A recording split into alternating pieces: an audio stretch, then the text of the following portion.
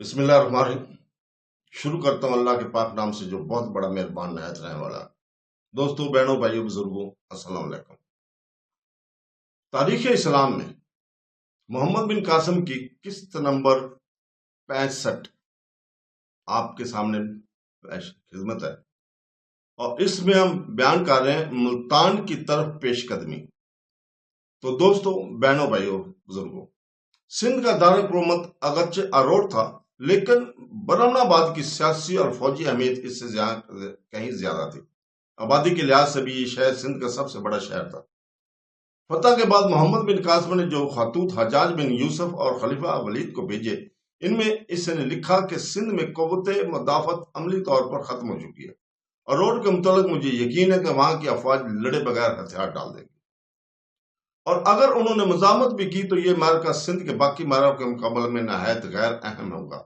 सिंध का आखिरी और गालबन मजबूत तरीन शहर मुल्तान है, और इसकी मजहबी तकद्दुस को मद्देनजर रखते हुए शायद पंजाब के बाद राजा भी मुल्तान की सिंधी हाकम का साथ दे। लेकिन मुझे खुदा की मदद पर भरोसा है।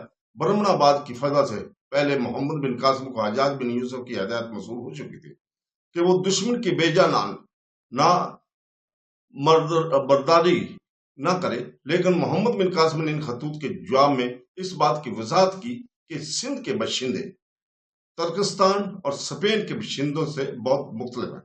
वो मुसलमानों का अपना निजात दहिंदा समझते हैं और नेक सलूक के बाद इनसे बगावत की तवक्को नहीं रखते। इनका सबसे बड़ा सबूत यह है कि कल तक जो सिपाही हमारे खिलाफ शमशीर बकफ थे, आज हमारे दोष बदोश लड़ रहे हैं। रानी लाडी बरमनाबाद के चंद सरदारों के मेत में अरोड़ पहुंची। इसने अपने बेटे की यह गलतफहमी दूर करने की कोशिश की कि इसका बाप जिंदा है, लेकिन फिफी की सुतेली मां ने हथियार डाल देने की तजवीज की मुखालफत की और इसे ताना दिया कि तुम्हारी मां मलिश दुश्मन की आलाकार बन चुकी है। इसके साथ ही शहर की परहोत ने यह मशहूर कर दिया कि रानी लाडी मुसलमान सिपा सलार से हम कलाम होकर अपना धर्म भ्रष्ट कर चुकी है। मुख्तलिफ जबानों की हाशिया राय के साथ यह खबर शहर में आग की तरह फैल गई। तो दोस्तों, इसी रोड के चंद ओहदेदार प्रताप राय के रिश्तेदार थे। इनमें से एक ने प्रताप राय के कत्ल का इंतकाम लेने के लिए बड़े दरबार में यह कह दिया कि रानी ने मोहम्मद बिन कासिम की खुशनुदी हासिल करने के लिए प्रताप को कत्ल किया है। इन तमाम वाकयात ने फिफी को अपनी मां के खिलाफ गजबनाक कर दिया और इसने लाडी रानी से कहा, काश तुम मेरी मां ना होती। रानी को अपना अकलौते बेटे से ये तवक्को ना थी।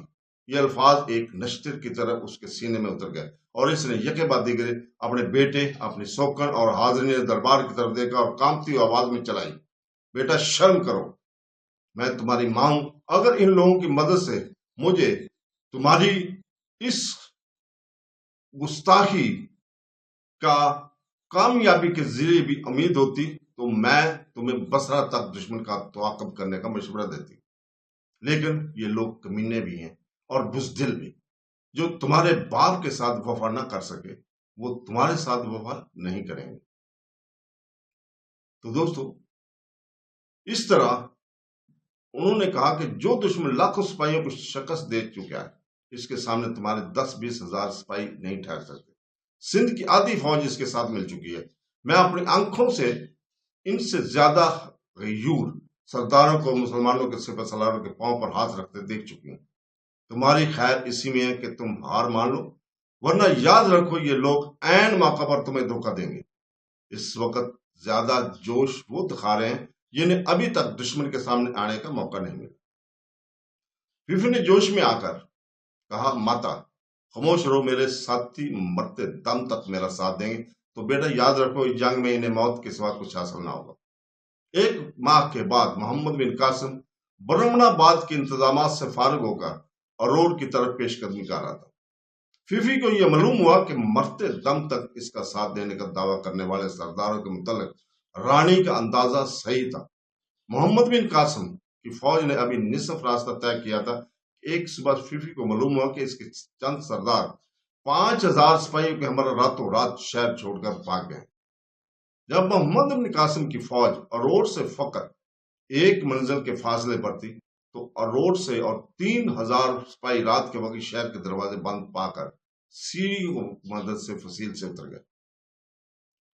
فیفی کا دل ٹوٹ گیا اور اس نے رہی سہی فوج کے ساتھ راہ فرار اختیار کی۔